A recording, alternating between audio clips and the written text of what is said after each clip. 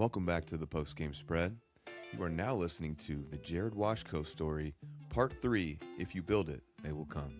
Brought to you by Hammers Radon Mitigation Solutions. Had to bring Jared back in for a Part 3. If you guys didn't tune in for Parts 1 and 2, Jared is a baseball dude, played baseball at SHG, SCI, and is now the premier strength and conditioning guy in the Springfield area. He's a Springfield firefighter. He's got Washko Strength and Speed. He's got Overtime Training Academy, and the Shamrocks baseball and softball program is out there. So it is the place to be. All the pros, all the college guys are out there. So I wanted to bring him in today and hear him talk about what's going on at Overtime, what's going on at Washko Strength and Speed, all the upgrades they have made out there, the whole journey they've been getting that all together. But then I really wanted to hear his thoughts on some of his premier athletes. So we're going to talk about Rosie Bartletti today, the shining star out at UIS for the Prairie Stars. She's a shortstop, pitcher, utility, does it all. Mitch Dye, power arm at the University of Illinois.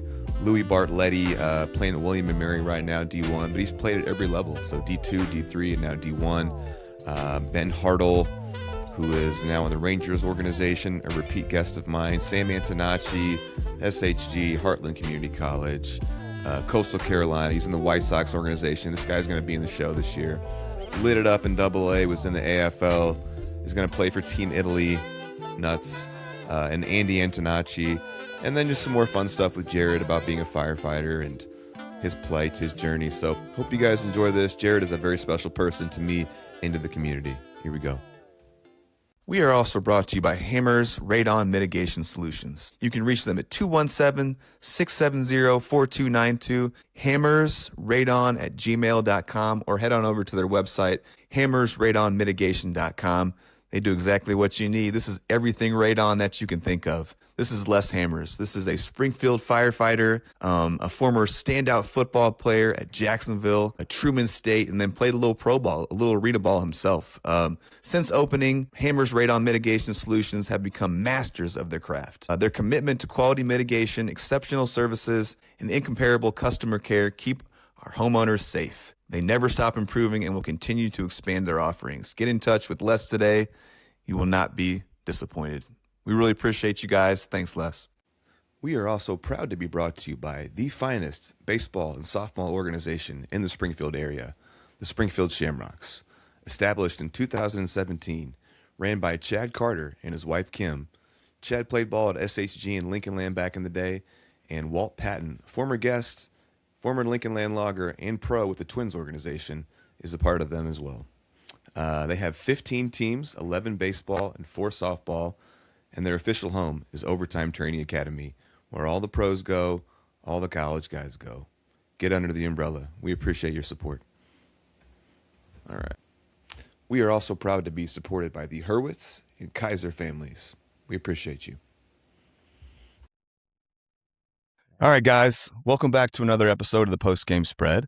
I'm your host, as always, Blake Helm. We got a repeat guy coming back here. My guy, Jared Washko, the elite, the trainer here in Springfield, Illinois to go to. He's got Washko Strength and Speed, Overtime Training Academy out there. He's a Springfield firefighter. We're bringing him back to talk about what's going on at Overtime, all the pros and the college guys that are out there, what they're doing. I got a couple funny questions for him too. But Jared, what's up, my guy? How are we doing? You're in studio. You said you wanted to get the studio experience. No, I'm doing great. Super happy to be here versus the cold gym that we were in last year. Yes. For 4 hours as it got colder throughout the day. Yeah. So if you guys, this is hysterical. About a year ago, we had Jared on as a guest, and I got to thank him. He really inspired some growth in me. He was like, dude, you got to start doing video. And I was really resistant to it at that time. I was kind of in the mode of, or the thinking of, this is the art is the spoken word. And like, I didn't want to do all the reels and all the video and stuff. And then had a meeting that was the birth of the idea. And I had a meeting with Ootbox Media, and they were like, dude, you got to do video, you got to do reels, all these things. Started doing them, and things have exploded since then. So thank you for the inspiration. And today we're going to get some reels. We're going to get some video out of it. So what we did the first time, we tried to do video, and I bungled it all up, and the audio was off and the video was off, and it was just kind of a mess. So I ended up getting the audio out and no video, but this time we're set up, we're rocking and rolling, we're good to go. Right on. So I appreciate the inspiration, my friend. Yep. You brought me some gear here too, so there's a lot of love here. Appreciate it. Like I said, Jared is a Springfield firefighter, and I love to start off podcasts in kind of like a funny way or a light way. I spent, 8 years as a Springfield firefighter as well, and I can remember when people find out you're a firefighter, they always want to ask you questions, right? And it's usually some heavy stuff like, tell me about the wildest fire you've ever been in, or some gnarly stuff. But I'm going to take a little lighter question with you here. Let me see how I'm going to phrase this. I'm a fan of the show Friends, and I think within the last year or so, I was watching an episode, and there's some character is like dating Phoebe as a firefighter, and he's like bragging. He's like, yeah, I had 67 hot saves, most saves on the job. And I remember thinking like, what a ridiculous thing to say. And that made me laugh because I thought about a post that I saw of you put on the internet.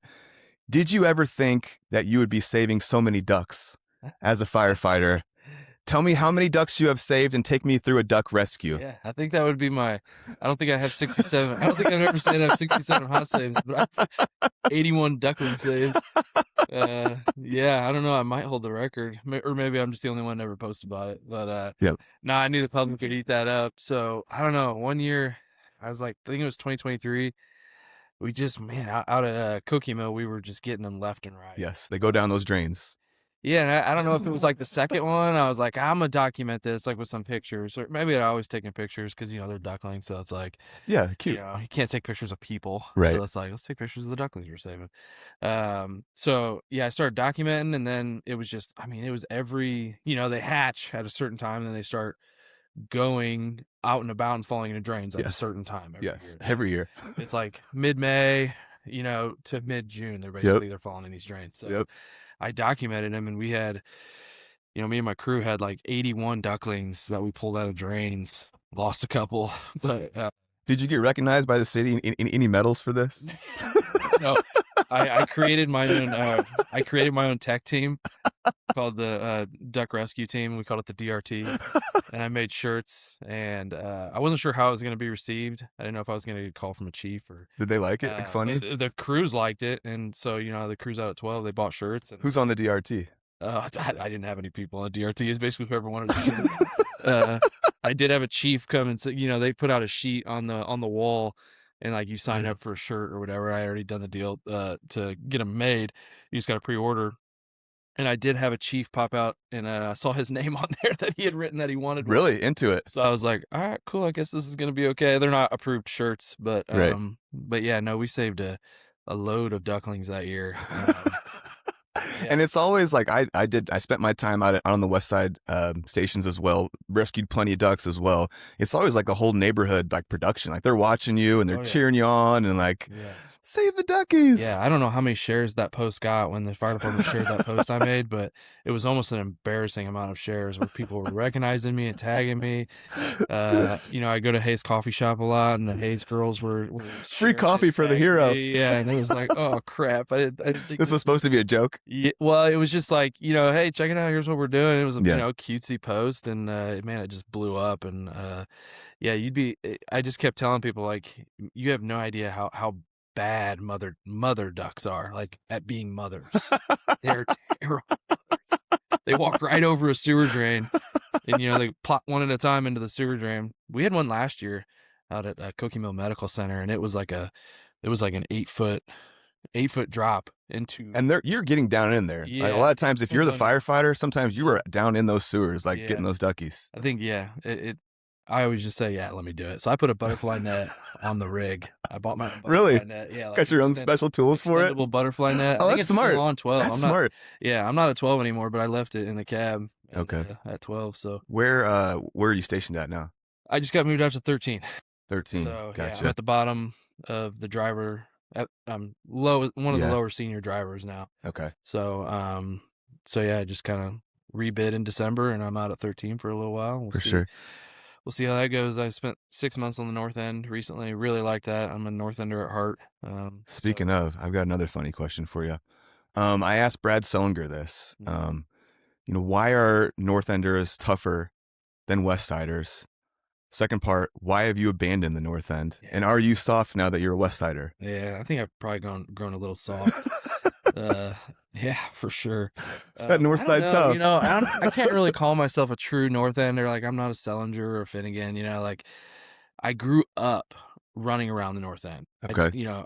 We did very little in Sherman. Like I grew up. Your dad's still out there. Like My he's dad's entrenched right in the on north Sangamon end, boy. Avenue. I went to Entity. school. Yeah. I went to school at St. Aloysius. Spent all my time at the gym there. I mean, all my baseball Yeah. leagues were Fairview. I never played in the Southwest League or anything. It was everything was North End. Indian Hills. My best friends were in Indian Hills. So it kind of felt like I was an adopted Indian Northeast. Hills guy. Yeah. But yeah, my grandma lived on Keokuk. So it's kind of like I'm not one of those guys, but I mean, yeah, I've probably grown soft moving out to the West End, but I don't know if Sherman's any harder. So, but no, I still love Sherman, still love that area, and the North End. Okay. Yeah, has my heart for sure. Let me ask you a few firefighter questions before we get into like some more baseball stuff here. Do you have a favorite tool that you like to use? Not really, man. I'll take whatever's on the rig. Yeah. I mean, I can make anything work. For sure. Guys have their special tools and drop some serious coin on some tools. Yes. And I always think that's cool. I'll ask them about it, but no, I'm not anything fancy. If I can bust through drywall with it, I'll take it. For sure. I always love smashing stuff up with that Denver tool. That was my baby. Yeah.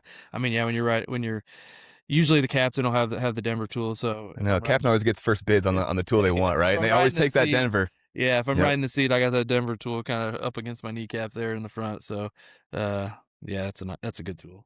What is it like riding the seat now? It's very strange. So for what you guys don't understand, or what I'll tell you is, within the Springfield Fire Department, you can act up one level to what your rank is. So if you're a firefighter, you can drive. You can be driver. If you're a driver, you can act as a captain.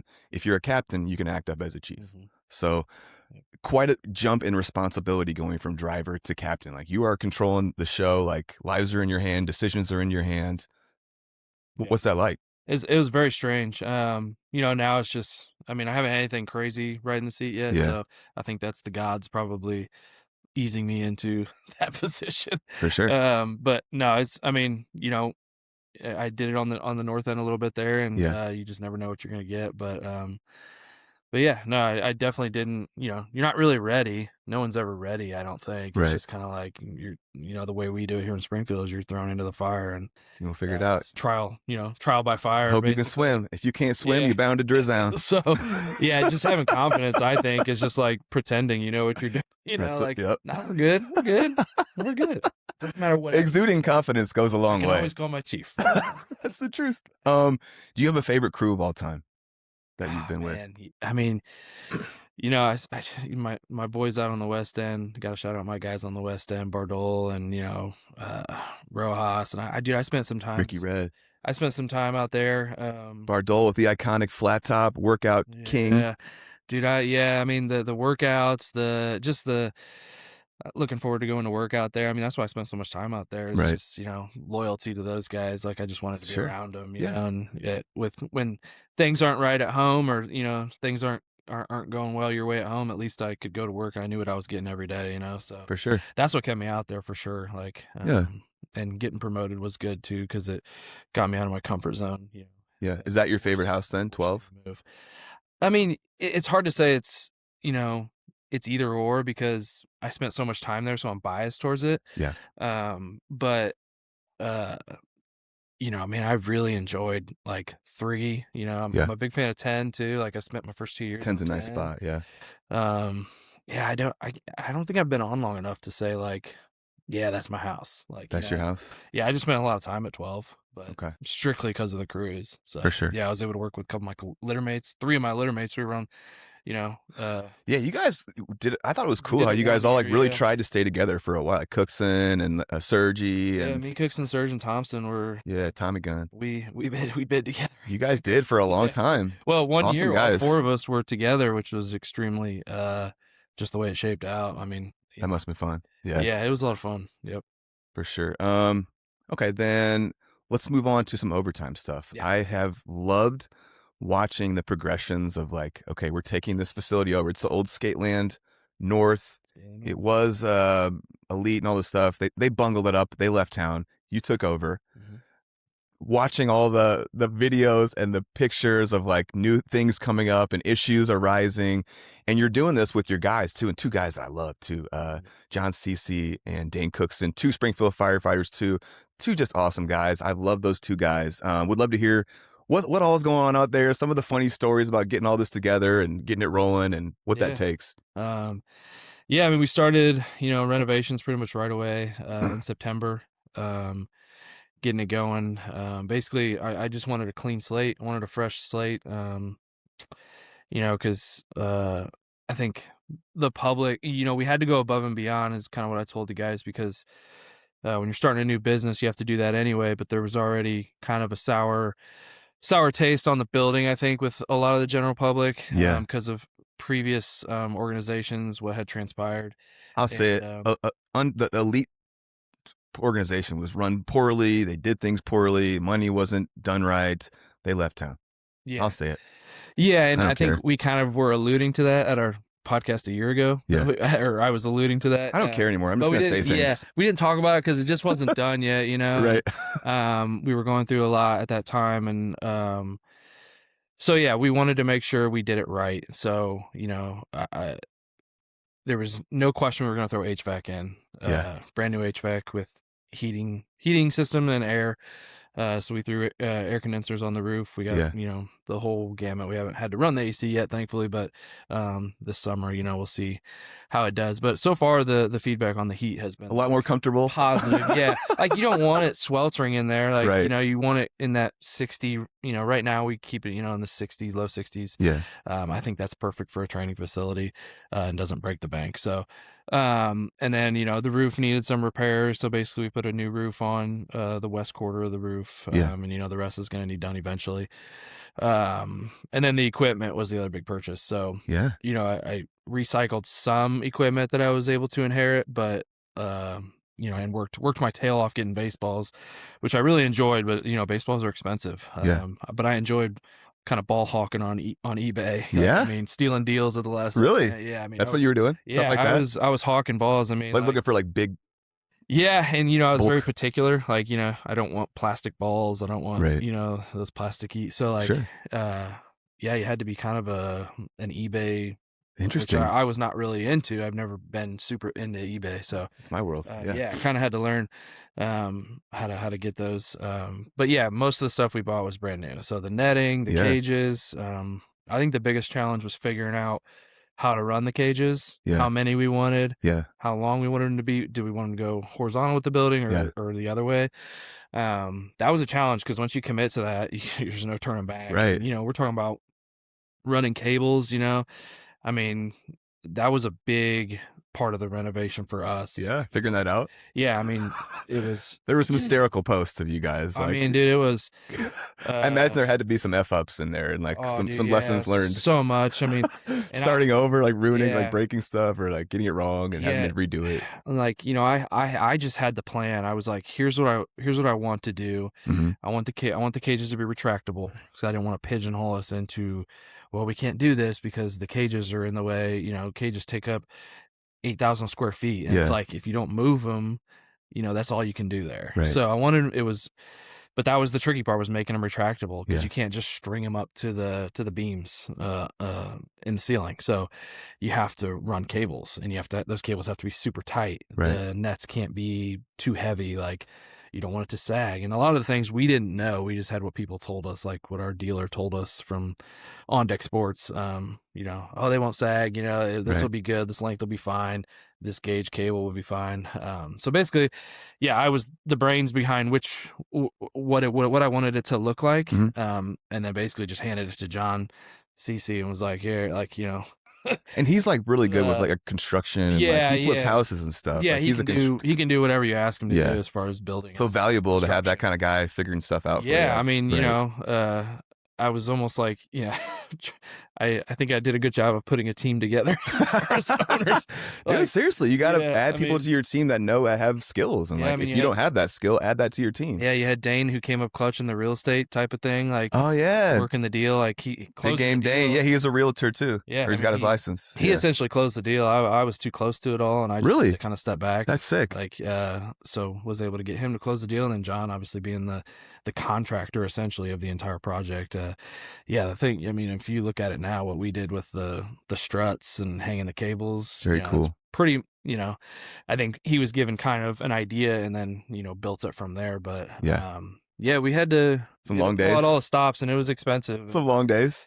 Yeah. The posts about you like picking up. What was that you were picking up? Like one day you spent just like there was a video of you just like picking up. Oh yeah.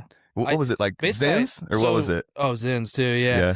Before sunflower seeds. Before we actually had purchased the building, it was really towards the end, and we were getting ready for renovations. I crawled on my hands and knees with a little trash can, and I handpicked the turf, 12,000 square feet of turf, back and forth, basically within arm's reach, just kind of what I could reach. And it was zip ties, Zins, because the previous organization had zip tied everything. Yeah. So the zip ties would bust, and they were just everywhere over the turf, and trash, little clear plastic wrappings. I mean, used lip pillows, like, lip pillows. It got so old, and I was like, man, I'm so frustrated. I was like, I'm just gonna like try to make light of this and make a post about it. And I found it comical. Yeah, and really, like, the social media thing was like, I knew I had to build this thing up. Yeah, like this is coming. Like, I couldn't, like, if we were gonna open October 25th, like we did, I couldn't just start an Instagram or a Facebook in September. It was like, so I think I started those pages in like April of last year. Like, hey, kind of not really saying anything, but kind of getting followers. Something's happening. And I just kind of told the guys, hey, here's what I'm doing. Like, I know we're not even close to a deal yet, but I'm going to ramp this thing up, because if this happens, and I think that was huge for Overtime's Facebook. Yeah. Because, now we have 800 or 900 followers, and it's like, that's sick. Most of it's shares. Like, you want the shares, but you're not going to get anywhere without the followers. So yeah, I kind of had to think of content on the fly, like, hey, here's what we're doing. Kind of little sneak peeks. Like, oh, what are they doing over there at that? For sure. That old skate land. They're doing something new. That old skate land. Yeah. And the post made me laugh too. You're like, when you guys were doing the sign out front, and you were like, man, I really hope the old skate land sign is underneath this. That'd been sick to like retro that in some way, or like throw that in the building or something, but nothing was under there. No, just the guts. Well, there was the goals. Yeah. The old goals thing. So whoever put goals up, like, had ripped down the old skate land thing. So the luminescent lighting or whatever, the tubes were still in there, right. Dead. But we that thought, would have been cool. Man, we could revive this. Cool, It was like, that would have been cool. We'll just go with external lighting, and just the banner style. But we cleaned up the sign. We took all the trim off and repainted the trim. So made it look as nice as we could. But I made a post about we ran out of money, so our new sign was, I drew a blank slate OTA. That was hilarious. So just little comical content that usually does the best. So. Let's you've got some dudes in there helping out, doing lessons and stuff. Kyle Welch, one of my favorite people of all time, K-Rock, played with them. And now a few words from our sponsors. We are also brought to you by Safe House Home Inspections. They can be reached at 217-350-0350 or info@safehouseil.com. And of course, I'm talking about Dave and Jim House, Dave being the Lane Fear head baseball coach. I played ball with him for the Springfield Pride, played against him growing up. He's an outstanding guy. Dave and Jim his dad have over 30 years of experience between them. They offer home inspections, termite inspections, radon testing, septic inspections, water quality tests, pre-sale home inspections. And there's also $25 off for new customers. If you have any need for any of these services, Dave House with Safe House Home Inspections is who you need to go see. We appreciate you guys. Thank you. We are proud to be supported by Flow Yoga and Meditation, located at 1921 West Stiles. Phone number 217-670-2388. Email flowsbf.com. Check them out on Instagram and Facebook. They offer Pilates, Hatha of all levels, from chair to power, vinyasa, private sessions. Their mission is to create a welcoming, all-inclusive community where folks from every walk of life can connect and practice yoga, meditation in a loving, relaxed environment. We really appreciate your support. Namaste. We are also brought to you by GT Performance Consulting, where athletes gain new perspective, and the greater than mindset is the motto. This, of course, is the former baseball great Greg Taylor at Springfield High School, Forest Park, University of Louisville, and Yankees draftee. He can be reached at gtperformanceconsulting.com, connect at gtperformanceconsulting.com, or 314-250-4748. He offers a myriad of services, including the starting line, one-on-one, the huddle up program, and disc profiling. GT Performance Consulting is a sport and mental performance consulting practice dedicated to helping athletes reach their full potential both on and off the field. In today's world of sports, the pressure to perform is at an all-time high and has created a greater need for mental performance support for athletes. GT is here to help bring new perspective to athletes, parents, coaches, and support systems.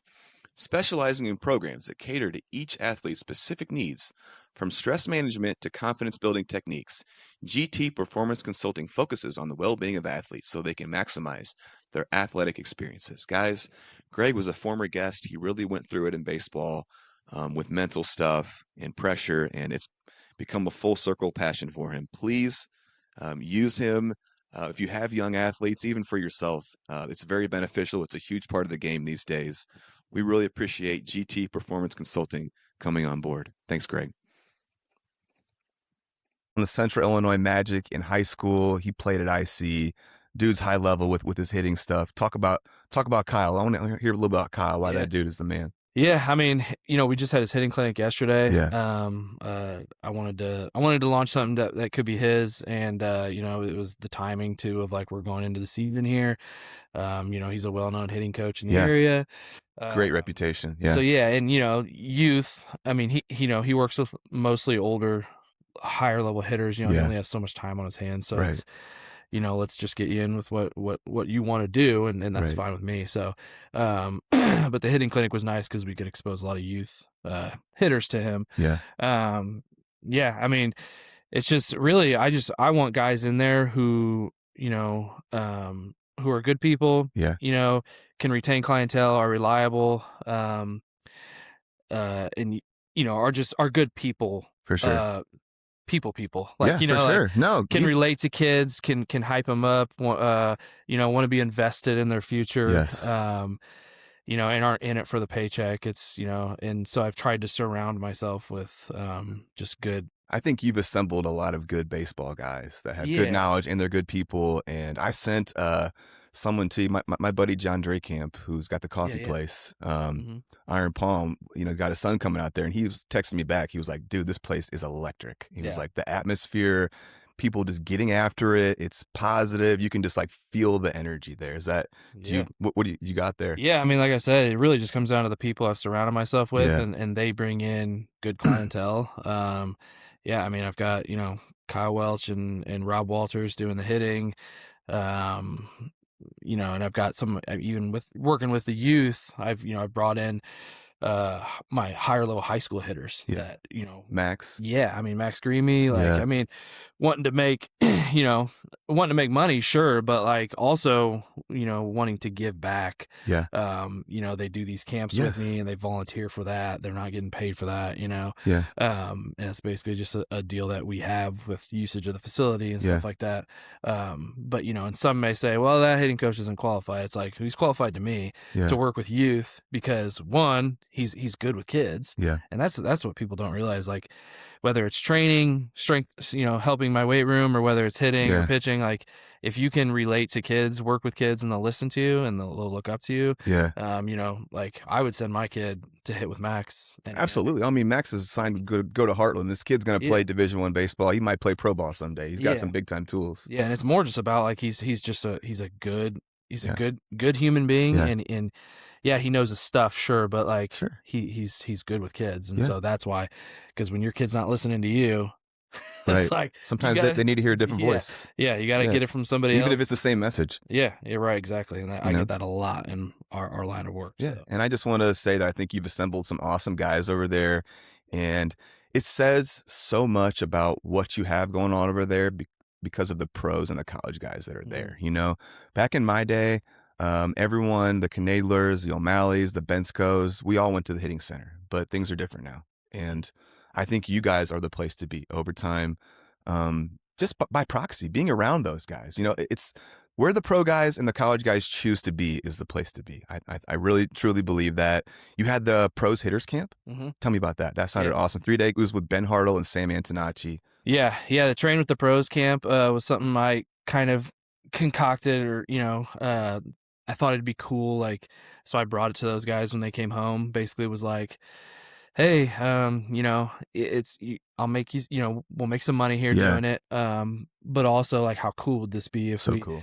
And, so I had to kind of play around with, what's the right time of it. Like, I wanted it to be not just fun, but also developmental. Yeah. So that's why we ended up settling on 3 days. That's and, awesome. Ben and Sam were more than willing to step up. They would have probably done it for free. But I wasn't going to let them do that. But, sure. So it was on the pricier side of things, but you were getting exposed to high level. Oh, gosh. I mean, I took video of Ben working with the catchers, like doing defensive stuff. Basically, I said, like, hey, if you're a catcher, bring your gear. Right. Do some stuff. Yeah. So he got in there in depth with the catchers, and the high level drills that these, that 10 to 12-year-old range that they were able to do. And then watching Sam in the infield, hitting rockets at these good little middle infielders. I really was like, man, this isn't just fun. This is, development. And then they finished with something fun every day. They played like this indoor rag ball game, basically, essentially. But no, that thing, the numbers were low enough too, to where I think it was just right. At first, I was a little disappointed. It was pricey, and people are traveling right after Christmas. Sure. So I was like, man, I was kind of shooting for about 25. Yeah. I think we ended up with like 12 or 14. And imagine the second year you do it. If you do it again next year, I mean, the kids got a ton out of it though. And gosh. Mean, the parents raved about it, and I gave them at the end. I basically gave each kid a pearl, and then asked all my guys to stay and like take pictures and sign. Oh, it's sick. Yeah. So they, my college guys, Mitch Dye helped out, Blake Donnan, our free agent guy who's going to be playing indie ball here in May. Those guys all, signed the ball and hung around, took pictures and stuff. Oh, that's sick. Yeah, it was dope. It was a lot of fun to kind of witness. I was there. I was able to be there all 3 days, so it was cool. So what else outside of that? What else? So you can get pitching lessons there. You can get hitting lessons. What else is going on at Overtime? And and also you can rent the space outside of it. Doesn't have to be baseball or softball, right? Right. You can just rent the space. Yeah, I mean, obviously we're heavy baseball, softball right now in the dead of winter, but outside team rentals. We got the Shamrocks going in there. Yeah. Shamrocks are full go. Yeah. They'll be tapering off here in March as they start to get outside a little bit, but the facility's theirs to use all year round when they need it. And they're a growing organization. Yeah. Super happy to have Chad Carter on board with that. Absolutely. Extremely pleased with how we landed with them.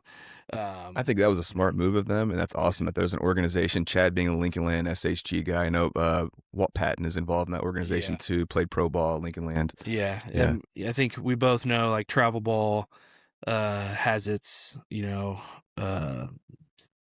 how do I want to say this? Like, there's a lot of egos. Oh gosh, dads who came up short, looking to. But Johnny's not going to come up short, right? Looking to satisfy where they came up short, right? And so landing with an organization that you're not seeing a lot of that at all. That's great. Chad and Kim Carter work super hard, and keep the fees low too. So I think that's why they're growing. And, he's looking for ways to enhance the experience for the organization. Absolutely. So we see eye to eye on a lot of stuff like that. Like, I am constantly, even if it costs me money up front, like, I'm constantly looking to enhance the experience for my clientele that's coming in. I see that, dude. There's always new stuff. It's like, tell me about the recovery room. There's a lot of cool stuff in there. Yeah, get them excited about something. Like, especially, sometimes the younger kids may not see it that way. Like, they're not going to get in the cold tub, right? The sauna, but saying like, hey, if you stay with me, this could be something. So, when you're drawing those older athletes in, that can bring young athletes too. So, I mean, we got the sauna. I'm looking to upgrade the sauna. I tried it. ultimately didn't pull the trigger on a new. I want to get one of those new big infrared saunas. Yeah. Just logistically, for it to work. I need it to be. It's an expensive purchase, so I need the reviews to be there. I need it to be perfect. I just haven't pulled the trigger on it. Yeah. But we'll be getting an infrared sauna, basically where it's just big enough, one person will sit in it, but if you could put two in if you wanted, one of those wood plank ones. So right now we just have the portable sauna, which will steam you up good enough. I've got a portable steam sauna too. It's pretty nice. Yeah, for sure. You can get a good sweat in. Yeah, and the cold plunge we kind of went all in on. So Sick. We upgraded the cold plunge to have the portable cooler, the chiller, and then we have the big long tub. Yeah. Because big boys like myself and my 6'5" guy who's in it every day. Yeah. We were basically trying to get in it, and the water's overflowing. It's like I told my guy who's like he's like 6'5". I was like, this ain't gonna work, dude. Like so, I sprung around Black Friday, got the big one. Upgrade. You got the Normatex. Like those are super popular. They're probably I think they're the most expensive thing in there. Honestly, they're just leg sleeves and they're just compression. You got the hub, and you can get the arms, you can get the hips. We've just got the legs right now. Massage tools, and really just a place kind of to chill, and it's where their nutrition stuff is too. So protein bars, protein drinks, That's sick. Alani's or whatever. Whatever the kids are into. I kind of try to stash the fridge with it. So what do we got tech wise? When you're looking at pitching and hitters stuff, what do you got going on there? So for pitching and hitting, right now we've got blast motion, which is great. We used it yesterday in the hitting clinic for the kids. It's a lot of fun for the younger hitters because they can play home run derby and stuff. And then more analytical for the older hitters. You get the you get the vertical approach angle, you get, hand speed, bat speed, all that stuff. So, some of the stuff that's over my head, but, it's a good tool. We've got 5 sensors. You can buy in for a few months and get a sensor. You can buy your own sensor at a discounted rate from us. Okay. So yeah, we're still trying to get our feet wet with the sensors, like how to incorporate them into classes and stuff more consistently. Like we did Kyle's blast motion class. Yeah. Those were used consistently. So they took up accounts within our account. Okay. Because you get a certain amount of accounts basically, and you buy them at the beginning of the year and stuff. And then pitching wise, we do have something that's interesting, called Pitch Lab right now. It's Maximize Pitching Lab, MPL. No, it's called Pitch Lab. Okay. Very, very similar name. Yeah. But it's an app, and actually Ben Brewster from Tread, who we meet once a year around Christmas, and we talk a lot of business stuff, and he came in, watched some of my guys throw, and so that was an awesome experience for them. And we just, talk shop. And he said there was this new thing they were trying out basically for portable for remote athletes if they don't have access to Rapsodo or TrackMan. So we don't have either of those yet. So the Pitch Lab we throw up, and my guys have been using it. It's just an app, and it's insanely accurate for a phone. Really? Like, so they don't have it on the iPad yet, but I'll put my phone on a tripod. You just got to set it, do what it says, put the box here where their arm slot is. It's really something guys should check out for $40 a month, I think. Okay, cool. I have my radar out and I have that out, and it's picking up basically horizontal, vertical brake. Spin, which we found is a little bit off, but the brake and stuff, horizontal and vertical, and then velocity even is really comparable. Oh, sick. Okay. So it's interesting because you never could do that. That was such a foreign thing. Right. You can't just like time a pitch, with your phone and pick it up. But new tech, really cool. We'd like to get Rapsodo for pitching. You just got to find a way to justify it and monetize it. I think that's the tough part. Right. But we would like to get hit tracks. Oh, that's what I was going to ask you about. I love hit tracks, man. That is so cool. I'm plugging it with the owners constantly, so I think it's in the future. What's that run? Gosh, I think it's 15 to 18,000 depending on your setup. Yeah, it's so sick. For you guys that don't know, Hit Tracks is essentially this system where you can see on a screen. It'll show like a stadium. So you can play in any stadium, and it shows the ball going. It's really cool. Like you can play like against people. You can see all your metrics. It's a cool thing. Cool tool. Yeah, and so I was talking to Ben about that. I'm basically like, man, I got to find a way to monetize this stuff, to justify it, because we just spent, a pretty penny on the building. And you can make leagues, like Hit Tracks leagues and so stuff Hit like Tracks that. would be pretty easy to monetize, I think. I think people would eat that up. I think it'd be super exciting. Dude, I would do that. I want to come do. You do a league. I mean, Yes. Kids would eat that up. You just got to find time slots and they'll do it. Yeah. But they do it in the summer if you had it. Yeah. Yeah. And so we talked about TrackMan and stuff, and it's like, yeah, I mean, basically, what we've boiled down to is if you get the tech, people will come to you. Yeah. And so I'm a big believer in that I'm constantly saying when I go on new business ventures is if you build it, they will come. Yeah. It used to be on a big semi truck, out in Sherman, right across from the rail. Yeah. The guy that owns the haunted hayrack rides Carter's? there. Yeah, Carter. Yeah. He had, if you build it, they will come. Yeah. On a big semi. And dude, for some reason I see that in my brain every time I do something new. Like, really? I swear it's like my. Well, it's from Field of Dreams. Yeah, originally, right. Yeah. Exactly. Yeah. Right. It's like my mantra when I go on any business venture. It's like, I don't need the people. I just need the vision. And if, if I make that vision come to life, and I can justify it in my brain. Yeah. The people will come. I think we just found the name of this episode. So yeah, so far, knock on wood, it's, I've just trusted my vision. Yes. On everything. But you can't go half-ass. No, your instincts have taken you to some really cool places, man. You got to be all in. I mean, You certainly are, yeah. for the right reasons too. Yeah. But also trying to build something that's sustainable. But I basically just try to see a need. Yeah. What do I need to get started? Sure. And then basically just go all in on it. There's no keeping half my chips. It's you got to go all in. For sure. Let's is Maximize Pitching Lab doing some stuff out with you guys too? So not in our building yet. Okay. We're hopeful that will happen. We're still, so I partnered with them. Washko Strength partnered with MPL for a Springfield location. So we're working out of the old Mafia building over there. Okay. Which was just announced. My guy KJ Kinsella over with the Patriots. Yeah. Is moving his okay.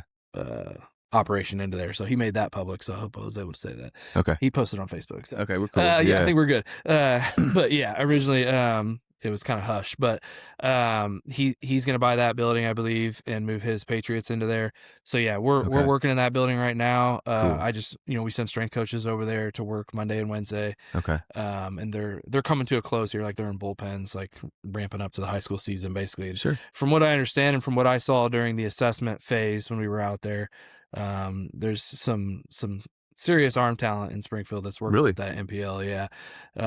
You got the Chatham, some of the Chatham kids, dude. Yeah. Every couple of years, they just get like a big leaguer out there. Just breeding them just out there. Them. I don't know. Yeah. I might need to move to Chatham.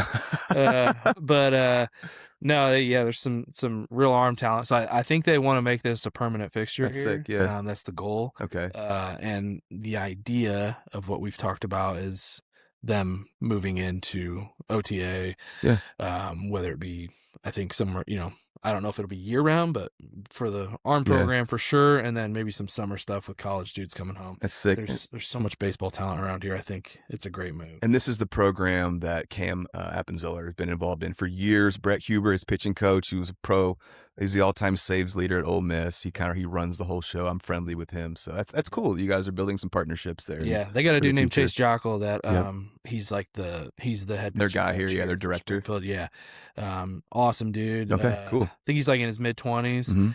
Mm-hmm. He just told me he's throwing in the pro day tomorrow down at MPL.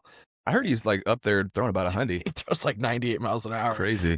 Chasing triple digits. Where did he play at? Illinois State. Really? Yeah. I don't know if he went anywhere else, but I know he was at Illinois State. Shout out. Yeah. Cool. He's apparently still got a very lively arm. So go check him out for sure. Yeah, throw him tomorrow. So let's get into. I wanted to highlight some of your athletes, and I was remiss that last time I only really talked to you about like training stuff, and I was like, man, you know what? Jared's a baseball guy. Why didn't I ask him more baseball questions too? So let's like kind of combine them. I've got 6 athletes here that I want to talk about. Rosie Bartletti, and I'm wearing my Rosie Bartletti shirt here. We're big Rosie Bartletti fans in this house. Mitch Dye, Louis Bartletti, Ben Hartle, Sam Antonacci, and Andy Antonacci. Yeah. So I want to talk about all of them. Let's start off with Rosie. Rosie is a senior. She lives on this street. She's my neighbor. Rosie is a senior at UIS. I think she just set their all-time wins record.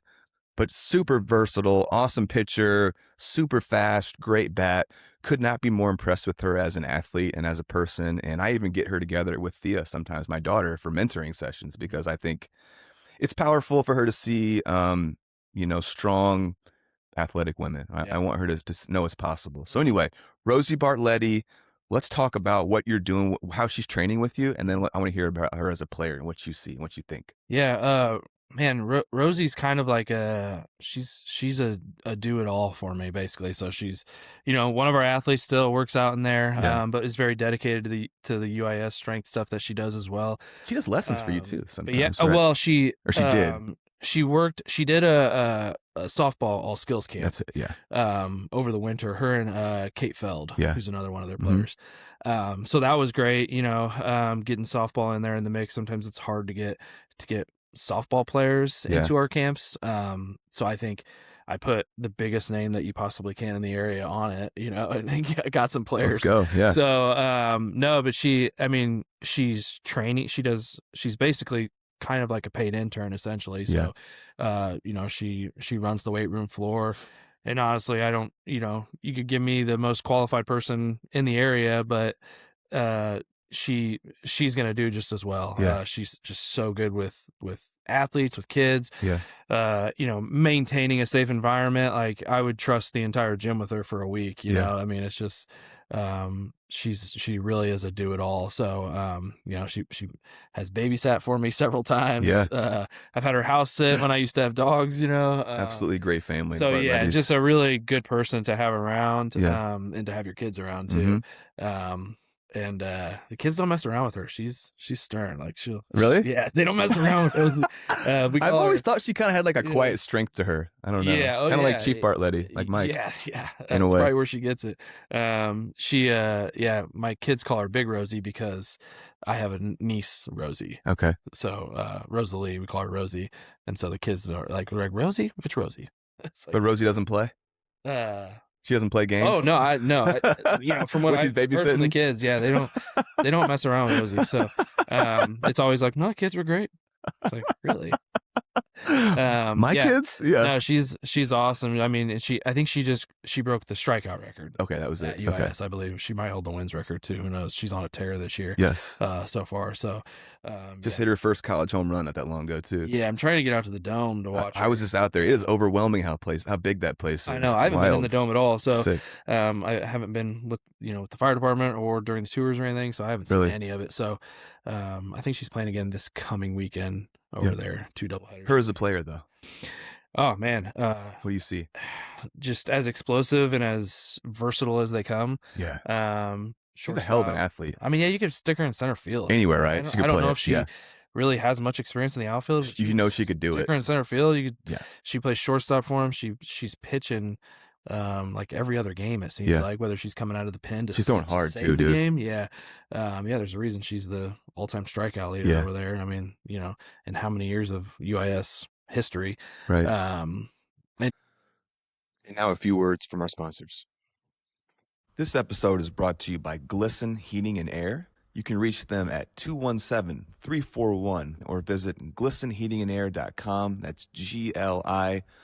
This is owned and operated by Gibbs Gleason himself, a member of the 2000 Pleasant Plains baseball team that were state champs. That's the Dusty Bensko era, former guest. This guy's in the baseball community. He helps coach his son, who's in the local travel scene. This truly is the pros pro for HVAC in the area. I mean, this is a who's who of former pros that have used him. Let's talk about Corey Erickson, Jason Worth, Ryan Murphy, Jason Knadler, Justin Knadler, Brad Owens, Greg Morantz, Jason Washam, Eric Easley. His reviews speak for themselves.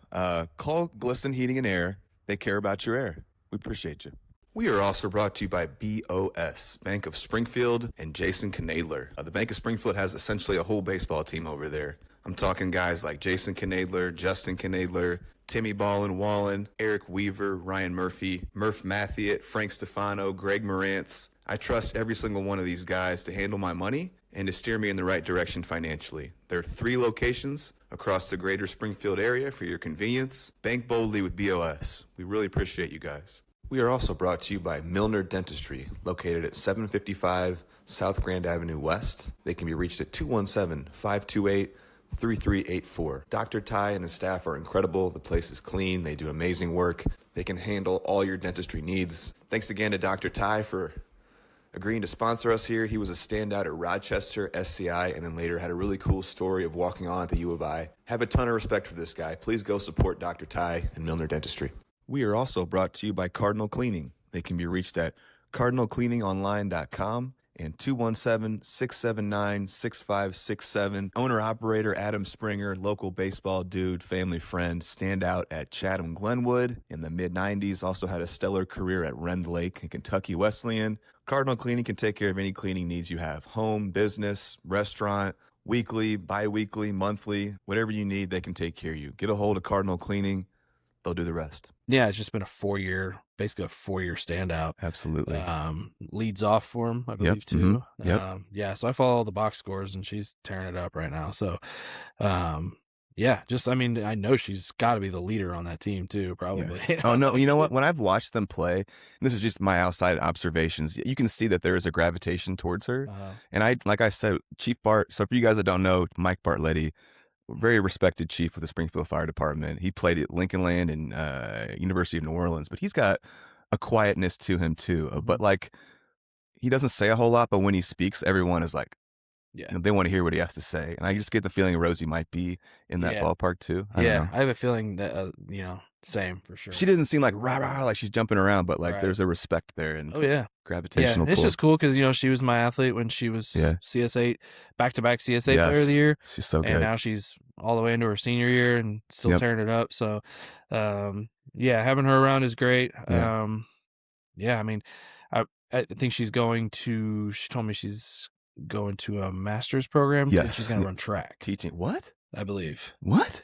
I'm pretty sure that's really. That's what she told me. That the plan could have changed. I didn't know that. Yeah, she told me she had committed to run track.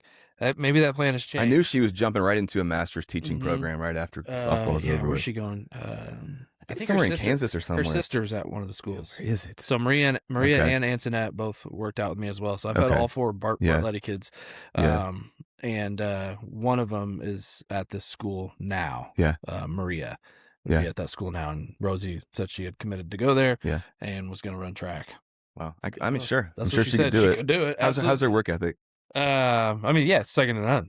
Obviously. Sure. She's a Bartletti. She's a Bartletti. She's a future guest too. She's going to come on at some point. Yeah. No, I'm holding up multiple other women guests because Rosie has to be number one. Oh yeah. Like big time players like Stacey Nelson, Danielle Laurie. These are like Olympic softball players that have committed to doing the podcast, and I won't do them until Rosie comes on. Rosie's going to be number one. So still working on Ellen too. Ellen, yes, let me do it. I think last year I did my plea on here. Ellen, I still want to do your story. I think we could do it perfect. I think she had reservations of she didn't like have stories to tell, and like she felt like she hit more of her stride as a person, as a mom and a teacher. But I would love to talk about what the Bartletti family is all about, your lessons as a parent. I think it's all fascinating. I still want to do the story, Ellen. Hope I'm not being annoying. So shout out to the Bartletti family. I love them. Let's move on to, let's just do Louis then. If we're sitting here. For sure. What a fascinating career this guy's had, from going to Quincy to start off with. So D2, whatever reason, I don't know the story there, but didn't work out.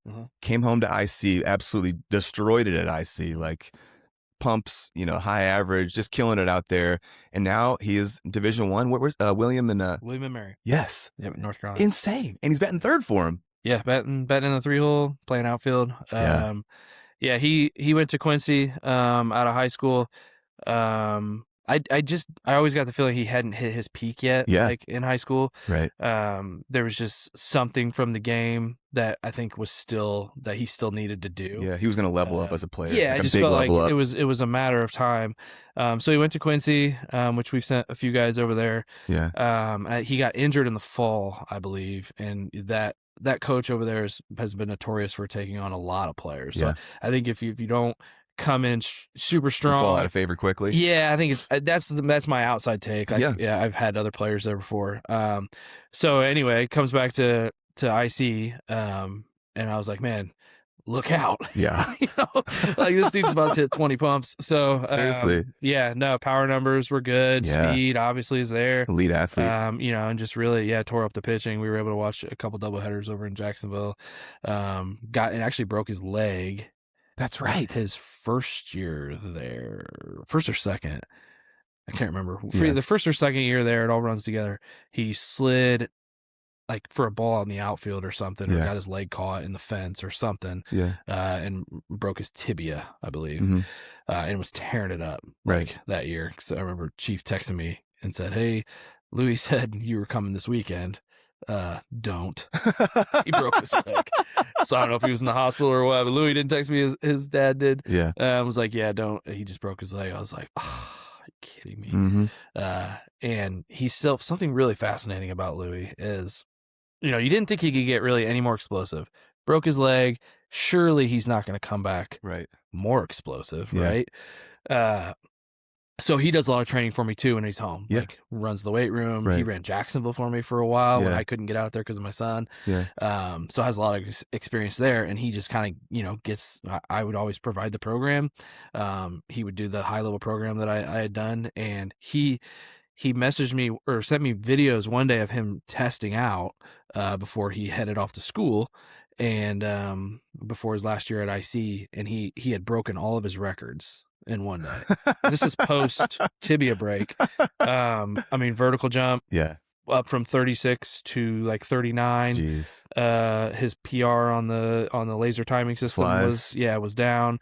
And then the broad jump he broke too, which his broad jump is absolutely NFL combine. Yeah, he's like a combine level. It's like D-back. It was 121. I think he jumped 123 that day. Yeah. Inches, which is just insane. I watched him play for the Horseshoes. So impressed. Yeah, he still runs with a little hitch now. Little pitter patter, really? Since he broke that leg. Interesting. It doesn't look the same, really, but he was faster somehow.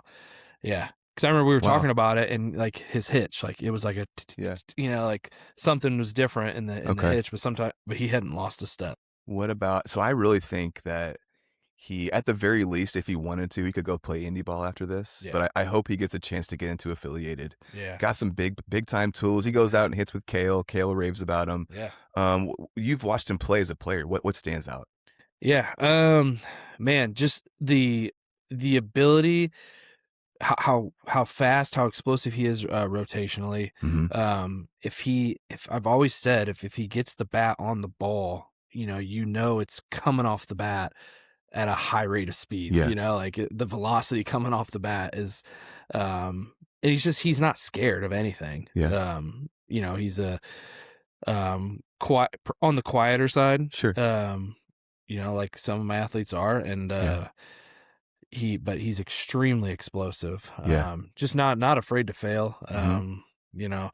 But the speed, the power, the intangibles are all there. Yeah. The unteachables are all there. Oh, well said. It's like, and I always think like, man, if he catches the right eye on the right day, he could play pro ball for sure. Pro ball. Yeah. You can't deny those tools. Yeah. Like, he's off to a good start. This, opening college weekend, one of my probably my second favorite weekend of the year. Yeah. Especially now that I have guys there. It's right. I'm like clicking around. Fun to watch TV. them. I know, right? I got the Foursquare up on I'm like trying to catch as many games as I can. Even if the guys are just guys that have stopped in my gym a few times, I'm trying to catch them, That's how I'm feeling now, too, because I've got college guys and pro like guys Plattner, now, too. It's fun. I'm like, these are my guys now. You're trying to catch all these guys, even if they've only studied under me for a second or taken one thing from me, they've been in the facility with me. I become sort of attached to their journey. No, yeah. It's not that I'm not trying to claim them. It's just like, you were here training. I'm invested now. Absolutely. So for sure. I hope you're okay with me, following your journey. But yeah, obviously some guys I'm very invested because I've trained them from, middle of their high school or earlier. So, but yeah, Louis. And you've had him for a long time as an athlete too, right? Yeah, Louis actually trained alongside us for a little bit. In the gym, my old place at Rhino Works. I remember Rhino. Him and his dad would come in and work out, and then I think after Sam came over and Mitch came over, like I think Louis just came over a little bit after them. Yeah. But yeah, man, once we got him right and under the right program, his strength. I mean, he was already super strong. Yeah. Super twitchy. Yeah, you can see he that. just needed some refining, Yeah. like some movement things. But I want to circle back real quick to Rosie. I remember something you said, I think in podcast 1 was, you said she liked to sumo deadlift. I remember thinking that was fascinating. Like that she just wanted to, right? Yeah, she preferred straight bar over trap bar. Ever trap? For a while. Yeah. Just, I don't know if she's still that way. Are you I'm not sure. I've seen her trap bar recently. Okay. I haven't seen her sumo in a while. Okay. I think we all eventually age out of the straight bar, but yeah. Oh, sure, it's dude. Me. Oh, I'm not using that straight bar for deadlifts. No more. No, thank you. No, but yeah, she for a while, she preferred the straight bar. Yep. Okay. She's like, can I do this instead of that? I was like, yeah, you can. Not all my athletes can. I thought that was fascinating. Yeah. All right, let's move on to Mitch Dye here, Yeah. and fascinating story. I think he's primed for a huge year at U of I. Got a really cool. What was it last summer? Was he in the draft league, and then he went to the Cape. Mm-hmm. So, I mean, going to the Cape Cod, what an incredible experience. What an awesome nod that people think you are a real pro prospect. I was gonna do his story within the last year, but I told him, let's hold off until you get into pro ball, because I think it'd be fascinating to hear like the draft and how all that went and stuff. So tell me about Mitch Dye as a player, as a person, how he trains with you. What you got? Yeah, man, Mitch is one of my OGs. Yeah. In that group of OGs, like where he's a family member to us. Right. Yeah. I see the pictures with your kids. Yeah, my kids love him. Right.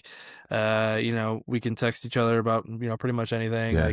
Like, so he started with me his freshman or sophomore year, maybe early sophomore year. I know he was probably 15 when he started. And yeah, just really raw on the baseball field. Mm-hmm. And really he's just kind of like a he's stayed the course through everything I've thrown at him, and I think there's something to be said for that. Just sure, he fully entrusted me with his almost future of becoming an athlete. So I took him as like took him under my wing the best I could, as far as like, well, if you're gonna go all in on this, let's figure out how we can do it. But yeah, really just a smart kid. Mm-hmm. Has figured a lot of things out on his own. How to pitch. Sure. Because I stay in my realm as far as there's some things I can help guys with, but mainly I'm there for the moral support on that side. And I'm mainly there for the programming and how to fix fix pain, fix imbalances, stuff like that. Mm-hmm. And he's had a lot of those over the years, the imbalances, but luckily we've mostly stayed healthy with him, and it could be a testament to his training. But yeah, he's a springboard guy. So high school he was very clearly a JUCO prospect. And that was a great move, going to Lincoln Land, getting under Torselli over there. And was he under Riggle? Becoming Riggle and Tor, Tor was there. And Tor being a pitching guy, obviously. Yeah, oh yeah. So became a starter. Pitching in the MWAC is no slouch anymore. Right. It's not from in my days. It's very different. So it just he believed. So he believed in himself to the point where he was turning down certain offers. He wanted to play at U of I. Yeah. Like that was where he wanted to be. That was his thing. Like, he wanted to be, he's a big U of I guy. Yeah. He was dead set on it. Really? Credit to him. Like there was a time. He had a vision. He did. He had an offer, and they gave him about 2 weeks, and he was going, U of I was going to come watch him play at a showcase, essentially for like, JUCO sophomores. He bet on himself. Oh, big balls. And man, I went to him. I was like, maybe, because we were talking about it, and I'll never forget. I was just kind of like, maybe just tell them like, man, if you're only going to give me 2 weeks, like, I mean, maybe, you could always back out if U of I ends up, and almost like, you got this D1 offer. It's from another school, right? Another Big Ten school. Don't pass it up. And I just hated to see him pass it up, and But he knew best. Like, he knew, he had been talking to U of I. U of I wanted to come watch him. Yeah. So yeah, he bet on himself. I think it was the Puma Classic. Went out there and they offered him. So wow. Yeah, he's kind of a cool story how he ended up in Champaign because, you know, through sheer willpower and he's, you know, U of I's turned over a lot of guys the last couple years where they've basically said like, hey, we're moving on from you. You can stay. Really? But it's probably in your best interest to go to the transfer portal. See ya. Yeah. I think that's probably what a lot of universities are doing. Yeah. A lot of big schools, they probably don't realize people are doing that. Yeah. Or coaches are doing that. That'd be wild. That was just so foreign. That would have never happened in our day, right? Coach be like, you got to go. Yeah, because you have a scholarship. Once you're there, you're like, there. Hey, you can stay if you want. Right. But if I were you, I'd go in the transfer portal. So if your coach is telling you that, right, it's time to go. Probably should go in the transfer portal. Time to go. And they made it clear they wanted Mitch back. So yeah, it's awesome. He was a stopper last year. In the eighth inning kind of guy, setup, I guess you would call it. So we'll see what happens this year. Do you know what kind of role they have in I don't. store for him? You know, obviously, I hope he becomes a starter. He got in this past weekend, somewhere in the later innings, I think, but through a couple innings. But who knows? What's his stuff looking like, and why is he so good? Yeah, got good command. Fastball does what it needs to do. You know, for him, it's more about, can we touch some 95s? Yeah. You know, he sits in that 92 to 94 range, I think, right now. Mm-hmm. Can we get over that hump? Can he get over that hump? Yeah. So trying to think outside the box with him, grooving certain patterns we were trying to do. We were messing with manual therapy for a little bit, like really trying to groove the scap, trying to get the scap to do things that it wasn't doing before. He's always had gliding issues with the scap, so you know, kind of hitchy with the scap. So I think if we tried to think outside the box, like what can we do? So, you know, I'd seen when I was over in spring training, I saw a lot of different things with I was watching the Dodgers camp really closely, and what they would do on the side, guys would come out from pitching and they have this like guy on a massage table under, and he was doing a lot of this manual therapy stuff. And I had seen it kind of before in the Dominican, some videos in the Dominican. And so basically I was like, man, that's good stuff. Yeah. Like, it was a lot of scap driven stuff, and they would do it post throw. Interesting. Which was interesting. Yeah. So, that's cool. So we took a lot of just weird stuff like that and tried to implement it. But what makes him an outlier, I think, as far as his stuff goes, is his changeup. Really? He's old school, you know, that changeup, that dip and dive changeup that a lot of guys struggle with. And that's why a lot of guys end up with the splitter, which the splitter can be super valuable, especially if you throw it hard with good metrics. Yeah. You know, and the sweeper super popular, but man, I'm kind of old school with the changeup. Like, I think you got to be a starter at a high level. Yeah. To me, sure, there's guys breaking barriers where they're throwing 100 plus and they don't even have a changeup. Right. But I think with all guys that come in and pitch and are near me, I just want him to have a changeup for sure. It's like, and his changeup is wipeout. Really? Oh yeah, it's filthy. Okay. So, cool. Yeah. I'm looking forward to watching that guy. I anticipate him getting drafted. What do you think could be? I imagine he's probably talking to some pro teams now. Does he have any idea? Or obviously, he's got to perform this year. When he went out to the Cape, he had some eyes on him. Yeah. He was throwing hard out there. He was throwing firm. You know, popping a lot of 94s. I was watching. You can stream it on Twitter and stuff. Yeah. And so I watched him and Sam out there in consecutive years. Yeah. But yeah, he got an invite out there, which was cool for the second half post draft.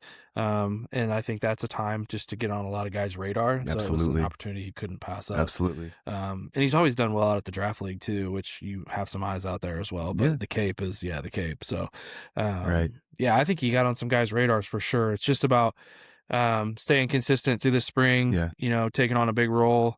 Whether it be starting or in the pen, doesn't matter. I think if the metrics are there and the stuff is there, you know, he'll get some looks. And even if he doesn't get drafted, I mean, I still think he's got to continue to pursue, and whether it's getting signed, hitting some pro days, or you know, guys can bounce around these days, right? Like, absolutely, hit the portal and get a fifth year like Louis doing right now. So who knows?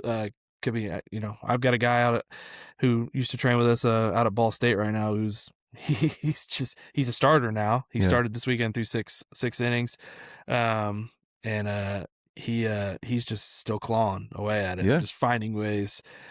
He's bounced around a little bit, but man, credit to him. He's a self-taught guy, and he's a little lefty, undersized lefty. Yeah. Alex Burden, shout out Alex Burden. Shout out. He's at Ball State.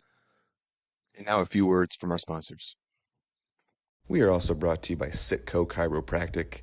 They can be reached at 217-525 and sitcochiropractic.com. They offer chiropractic care, corrective exercises, lifestyle advice, nutritional counseling, spinal and postural screenings. They are located at 205 North Grand Avenue. Love the Sitco family. From the dad, Steven, to Kyle and Casey, I grew up with them. Their brother, Tyler, was a big-time baseball player at SHG and SCI. There's a reason they have over 70 ratings on Google, and they're all 5.0. These guys are great. I went to them a few years back for some back issues I was having. They'll fix you right up. Go see Sitco Chiropractic. We are also brought to you by The Office Sports Bar and Grill, located at 1919 West Isles Avenue. This is a really special place. I've been going there since probably 20 years, since I was in college, and there's just so much cool sports memorabilia, dating back through Springfield's history. All different high schools represented, pro guys, college guys. There's some great stuff on the walls. It's a great place to get together with friends, a great environment, inviting, warm, happy, lively. Great place for great conversation, great drinks, and great food. Please go see this place. Go patronize them. We really appreciate the support. The Office Sports Bar and Grill. We are also brought to you by Body Cemetery, located at 2201 West White Oaks Drive, bodycemetery.com. More specifically, Chad Marshik, the owner, head trainer. This guy is just amazing on so many levels. He is capable of training anyone from a child to a pro athlete to just your normal everyday person to the elderly. And not only is he a trainer, but he is also adept with, physical therapy, nutrition. Everything is going to be customized to you and what you need. There's a movement analysis when you first come in to address any deficiencies you have. It's all customized. Chad is the most positive, happy guy I've ever been around. Body Cemetery will get you right. I would, put my faith in Chad and his trainers any day. So go to bodycemetery.com, get set up. Chad, we appreciate you. Thank you. We are proud to be backed by Salvaggio Steel. Salvaggio Safe is their motto. These guys have been in business building rails for over 60 years, and they've always been incredible about putting money into the sports community, into the athletic community in the greater Springfield, Central Illinois area.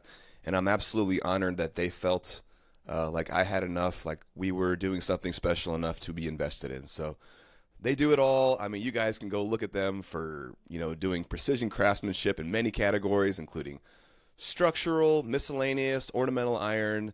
They're AISC certified. These guys are just the best in the business. We really appreciate them. This deal was also brokered by good friend John Chisholm, who works there as well. So we appreciate Salvaggio Steel, Salvaggio Safe. Thank you. So things like that, like guys are doing, For bouncing sure. around. So anything's possible, but he can. We're rooting for him. Yeah, he absolutely should be playing pro ball eventually. I agree. Let's go, Ben Hartle. Love this guy. He's been a guest 3 times now, so go check those out if you haven't. But just awesome mindset. Tell me a little bit about Ben, working with him, what you see from him as a player. Yeah, Ben's a leader. He's a winner. Yeah, Ben is a winner. For sure. Wherever he goes, he wants to win. You're right. He has won. Hey, he wins state everywhere he championship goes. at Senators, and then at Heartland. SHS, yep. And then he won one in the minor leagues last year. And was only at Kansas for 1 year, but it seems wherever he goes, people follow. Like he's just in my opinion, I think that's why he's gotten the nod to just bounce up to AAA for a couple of bats and be a bullpen guy, and then that kind of maturity and and then when I was out in Arizona a year ago, he gets to go to the big league game. Yeah, so we bounce over to the big league game with his parents. And, it's like, man, there's something like, one, the Rangers like him, obviously, clearly, yeah.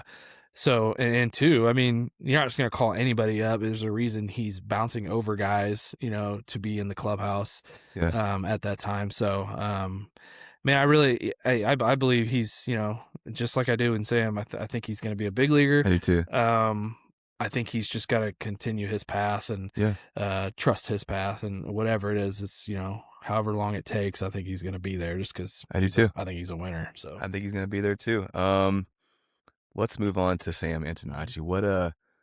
This guy, had a year, absolutely destroyed it, got up to AA, just got selected to Italy for the World Baseball Classic, which is insane. So cool. Yes. Tell me about working with Sam being in the building, how cool Yeah. that is. What do you see from him as a player? Yeah, I mean, Sam being another one of our OGs. Yeah. It's just it's an emotional thing for me to watch him make leaps and bounds. Yeah. It's so cool. Just I want my kids to be along for the ride. I want to take them to watch him play. I mean, it's just trying to soak in every step he takes, because it's just so cool. I'm so invested in what he's doing, the steps he makes. Because again, some of these kids are like family to me. So it's like watching your family members succeed, consistently. And I have this belief in him that I've just always had. It's like when he came out his senior year, I said, that dude's going to win CSA Player of the Year. He's going to be one of the best players in the state. Yeah. It's just like, you just see these things, and I saw it in him from a younger age, where he had this focus about him, where it was like, the intensity he has, the aggressiveness he has on the field, it just doesn't, nothing phases the dude. Yeah. There's ice in his veins. Yeah. I mean, he's just, sometimes we just say in the gym, like, that's just Sam. Really? That's just Sam? That's just Sam. Like, he's the way he is. It's just like, you're not going to get much out of him. You get a pride out of him. He's a different cat. I mean, he's so hyper focused on being successful, but it's so intrinsic. Yeah. It's, like, he's not externally motivated. He's got it within him. And I believe in him. Like, I see some of these things coming out now, like the top 100 prospects. It takes a lot in me to not comment and be like, yeah, you're missing Sammy Baseball. Like, Sammy Baseball, it's just like, you're going to see. Like, you're going to see. That dude's going to be in the big leagues this year. Yeah, I mean, I think, even if I'm wrong about that, like, because I believe... He'll get a cup of coffee this year. Yeah, I believe he starts at AAA. I think he goes out to Team Italy, whether he gets his opportunities out there or not. Or I think they'll put him in for sure. I don't know what to expect with the World Baseball Classic. I don't know what they're thinking with him, but to me, they wanted him to go. I'm sure. Cool. He's going to be playing against the likes of Paul Skeens, alongside Aaron Judge, Kyle Schwarber. So rubbing elbows with some of the best players in the world. Absolutely. And I just think, I think he at some point, I think he gets called up this year. The Sox are not a great organization right now at the big leagues. So why not bring up the young cats? And he's going to big league camp. He's on the 67-man roster for big league camp. So, obviously they'll trim eventually and trim everybody down, but they're getting looks, hard looks. And there's a reason he went out to the Arizona Fall League, and was probably a top 3 player. Lit it up out there. League. Yeah.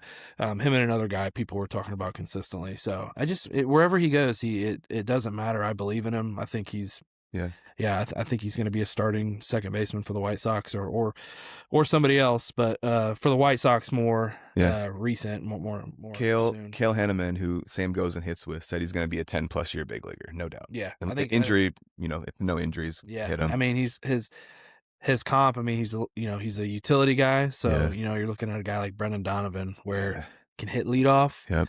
Not the fastest guy on the field, but will steal bases. Yeah. He's extremely aggressive.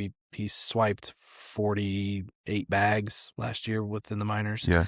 And just the OBP is the old school way of baseball for him. You're not seeing a lot of these days. And there's something that so Trey Hannum says, like, he's like, those guys that succeed at those minor league levels he see with contact, those guys have quicker success in the big leagues. And it makes perfect sense. Like, he's like, the power hitters don't have real quick success in the big leagues. In his experience, it's the contact hitters. Yeah. They come up and they have a smooth, and his walk to K ratio is like 1-to-1. Yeah. And if you include his hit by pitches, it's more 2-to-1 walk to K. Why is he so elite bat the ball hitting? What are you seeing? Man, over my head, but I mean, I think it's just his confidence. I think he's just up there playing baseball. Yeah. Nothing ticks in velocity, more horizontal break on a pitch. I don't think it matters to him. I think he's just out there playing baseball. And I think obviously you're dealing with elite hand-eye coordination. Yeah. There's a reason, him and Ben are. This is a funny story, but the ping pong tourney I launched this year. Yeah.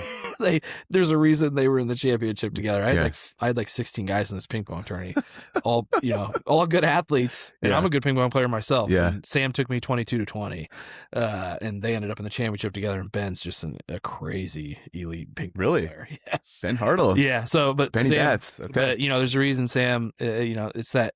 And I didn't really see it at first, or I didn't predict that at first that would be the championship. Yeah. But then when you get to the end, you're like, that makes perfect sense. Yeah, sure. Hand-eye coordination. Yeah. But anyway, I think that's, you're obviously dealing with that, the elite hand-eye coordination, but he's just out there playing baseball. He's not thinking metrics. He's not thinking analytics. I think he's taking the barrel to the ball and he's flicking it wherever it needs to go. And he's extremely patient. Yeah. He knows the strike zone better than any player you ever watch. I think I watched, like 60 of his coastal games, another 60 of his minor league games. And what you're seeing is he's picking apart that strike zone. Yeah. And he knows it so well that if the umpire misses by a little bit, he's looking back at the umpire and asking him, whatever pros do these days, saying whatever he's supposed to say, or it's like respectfully, where's that at? Yeah. Where's that at? Is that good? All game, and you're like, God dang, like he knows the zone so well. To be that young and have such a understanding of the strike zone and mastery of it. Oh yeah, and that's why he's where he's at. Yeah, his whiff percentage is elite. Like he is not missing balls in the zone. Let's move on to a relative then, Andy. So the CSA Player of the Year was a year ago? I don't know if they're related or not. Really? I don't think they're related. Really? Yeah. Andy told me that, or one of them told me years ago. Antonacci and not related. Yeah, and they live near each other. Well, I will clip that out of here. Let's move on to Andy. Let's move on to Andy Antonacci. Maybe I won't. It's funny. So you've been working with him. He was the CSA Player of the Year last year? Yeah. And now he's at Heartland. Yeah, he's my third CSA Player of the Year I've had. Another predictable, fourth title, but third. Tell me about how he works. Tell me about what he's got. What do you see in him? Real big, strong cat. He was one of those guys that from a younger age had shown interest in coming into the gym. And didn't quite.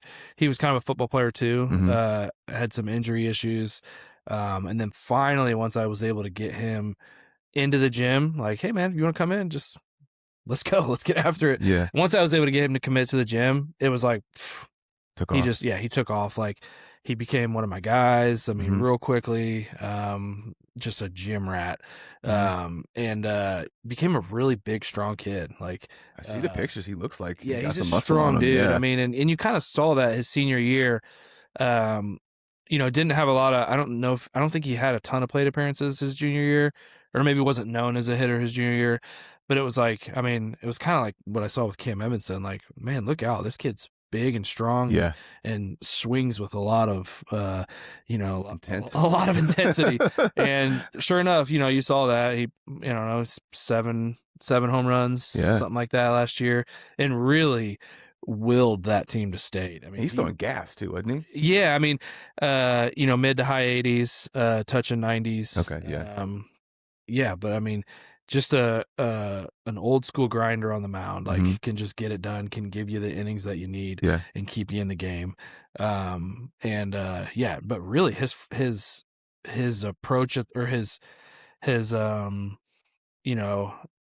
what he held at the plate for that team, I think really took them.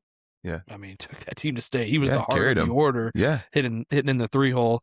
And, what he did on the mound, was great too. But I think his force in the middle of that order, because that's a talented order. And they, he was the senior. Is he hitting at Heartland too? Not right now. Okay. But I think they did say they were going to look at it after he took that team to state and hit like 4 bombs in the postseason. Right. Yeah, let's consider this. Oppo bombs too. He flicks them over to the left field fence. That's what's up. We'll see what happens there. He threw well. I texted him. I was kind of watching on Game Changer. I wasn't streaming, but they were out of town. Yeah. He threw 2 shutout innings. Okay. The other day for his first appearance. So, and velocity's there, hitting 93. I was seeing that. I'm looking forward to this kid. I think he'll probably play some pro ball or get a chance maybe someday. You hope. Yeah, I think he's a springboard guy too. I think he's JUCO D1. D1 for sure. Yeah. I want to circle back to Sam real quick. Yeah. You're doing strength and conditioning stuff with him. Yeah. Okay. So these guys have their pro programs. They come home with these pro Right. programs. I basically say, hey, I know you've always done my programs. Here it is, Yeah. basically. Yeah. And those guys, they all know the setup. Can you mesh them in some ways? Yeah, I would like, in a perfect world, I would like to mesh some of my modalities. Yeah. With getting the stuff done that they want them. They have specific speed stuff, like their strength conditioning coach, I think, is heavy on, like, the pro guys are heavy on, like, their specific speed work for specific guys. So my program's more, the weights, the movements, the single leg stuff. Like, I know what they're capable of. Yeah. And I think I know what they need. I know those guys pretty well. Especially guys like Sam, who've been with me for a long time. So they'll mesh them, I think, sometimes, and then sometimes they're just doing their pro stuff. So it's really, I try to not push it too hard. Like, it's just, I know you got your pro stuff you need to do. Here's this. But really, what's great about them being around is just the environment they create for my younger guys. Yes, for sure. So, obviously my younger guys are doing my program and having them around, and I think they'll, they'll compete with each other, and just having those guys around is, it's incredible for your environment. Just imagine being a high school or a 13-year-old and seeing Sam Antonacci training next to you or hitting in the cage 10 feet from you. That's so inspiring. Yeah. Yeah. I hope I can keep those guys around. I know, it's like, eventually they move on. They may get a house in Florida or Arizona. Sure. Or, move to the coast. It's like, well, while they were here, they chose to hit and train at your place. Yeah. And so it's special, and it's more, like I said, it's more emotional for me. I want those guys around. So I know I try to really enjoy the time that they're here, because I know it may not be forever, but they'll always have a home here. So it's, I think guys like Sam, are, will always come back home for periods of time, so. Yeah. Let's round this out with, it seems like every year you take a trip to spring training to see your guys. Yeah. Are we doing that this year? Doing it. Yeah. Let's go. Tell me about it. Yeah. Leaving the second week of March. It's my favorite time of year. Like, you're dealing with that. You got March Madness happening all around the same time. Good weather coming in. Yeah. So we like to go out around that time. Me and my wife. So we'll go out there. And this year we're gonna watch Ben play on those backfields quite a bit. Yeah. And see what happens with him. See where he goes, where he ends up. And maybe catch a dinner with him or something. Yeah. But we stay in Phoenix, and then we just kind of go from there out to spring training things. And actually my littlest, Louis, is going to be with us too, I believe. So we got to take the baby with us along for the ride, leaving the other three home. He's pretty young. So Sam's actually going to be, as luck will have it, with Team Italy. Yeah. So we're gonna miss him. Oh yeah. So won't catch any action with him, which kind of sucks. It was just, we looked at kind of moving the trip and seeing if we could catch both of them. But where is the WBC this year? Well, I don't know where the finals are. I feel like the finals might be in Miami, but I can't remember. But they split up in pool play. Okay. His pool plays in Houston. So, Team USA, Team Italy, they're all down in Houston. So he heads off to Houston right before their first game will be March 7th, I think. And so during that period where he's out there, I'll be just across the state in Arizona. So kind of stinks that we're going to miss him. But yeah, we looked at moving the trip, and logistically, I don't think it'll work. So excited to catch Ben, though, out there, because he's a little bit further from Phoenix. He's about 45 minutes. Sam's base was about 20 minutes. Yeah. So we'll make that trip a little further and go see him. I think he's in Glendale area. So, it'll be cool. We love it out there. The weather, there's nothing like it, man. Hitting those backfields, dude. Yeah. There's not a lot of fans. It's just mostly family, intimate, girlfriends and family. Absolutely. And you're sitting. I mean, you're up there with those ball players, and it's like, oh, this dude's gonna be. Watch out for this dude. I know. I can't imagine the type of guys I've watched. Did you make it out to the AFL last year? No. Arizona Fall League? No. Okay. No. How cool was it though, like seeing both your guys in the AFL, Ben and Sam? Yeah. So amazing.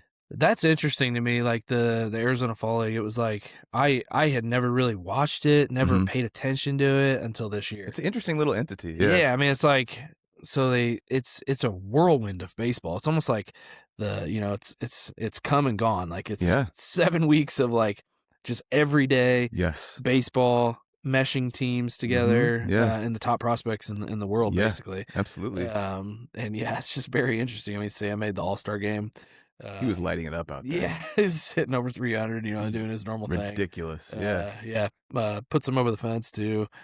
Just basically showing his entire skill set. Absolutely. But yeah, I watched some of those games. They were late games, sometimes like super late over here because of the 2-hour time difference or whatever. But yeah, just a whirlwind of baseball, and I got my first kind of education on that as far as how that works, because I was not real familiar with it. So. Yeah, that's cool. So, all right, man, I got nothing else for you here. I really appreciate you coming and telling us about, what's going on at Washco and overtime and talking about some of these athletes. And, I made a post the other day talking about how much I respect you and how much, I don't know how you fit the amount of time you do into a day and all you got going on. So respect to you, brother. Thank you for supporting us. And I think we should keep checking in. So maybe in like another year or so, we check in and talk about some more guys. We talk about how Mitch is in pro ball. Yeah. We're going to talk about how Sam made his major league debut. Yeah. We're going to talk about how Ben is knocking on the door. Yep. And Louis got in pro ball too. And anyway, I'm just rambling now. More guys coming too. More guys coming down the pipeline. So, hey, check out Overtime. It's the place to be. Washco Strength and Speed. Get under the umbrella.